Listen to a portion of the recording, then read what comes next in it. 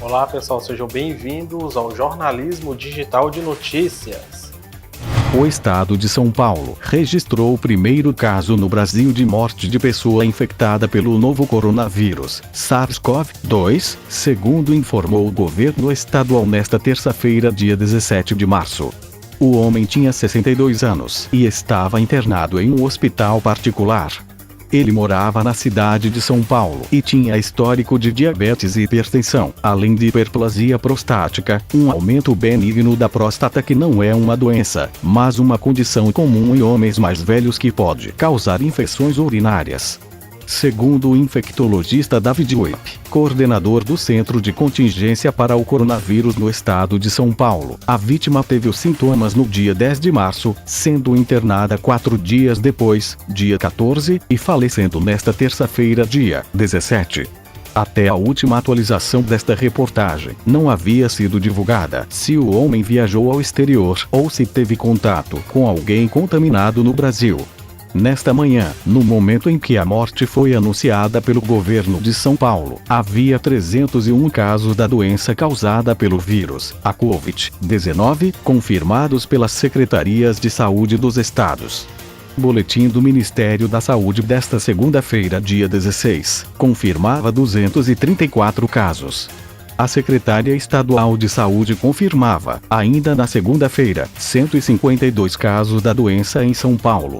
O número era mantido até a manhã desta terça.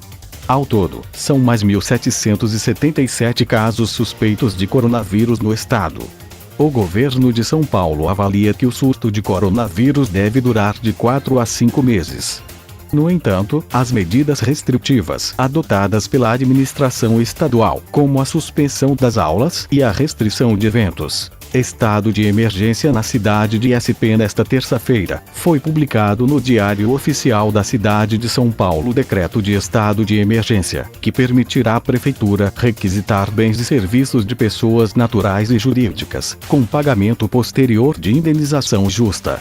Isso significa dizer que a prefeitura poderá, por exemplo, exigir dos fabricantes de álcool em gel que vendam o produto à administração pública a preço justo, em caso de falta.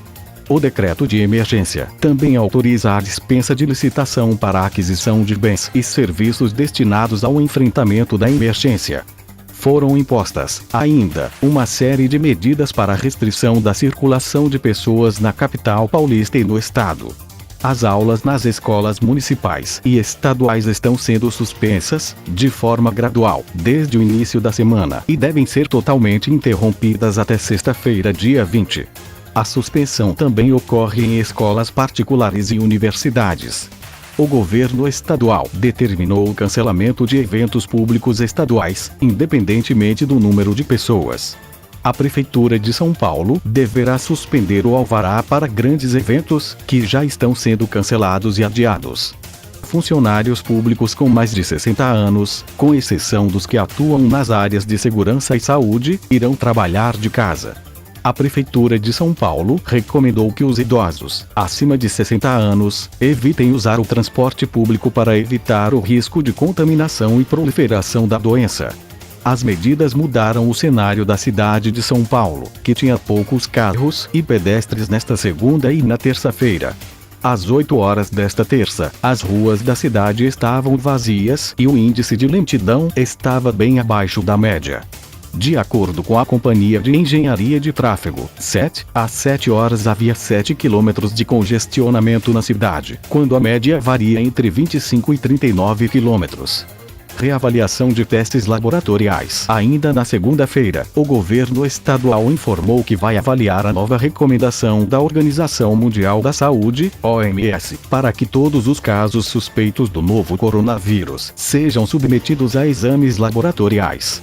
A afirmação foi feita pelo secretário estadual da Saúde, José Henrique German.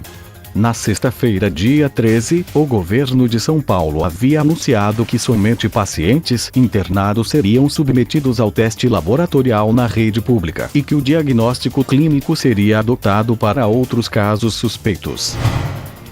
Com mais informações, se inscrevam aqui, JDN Notícia.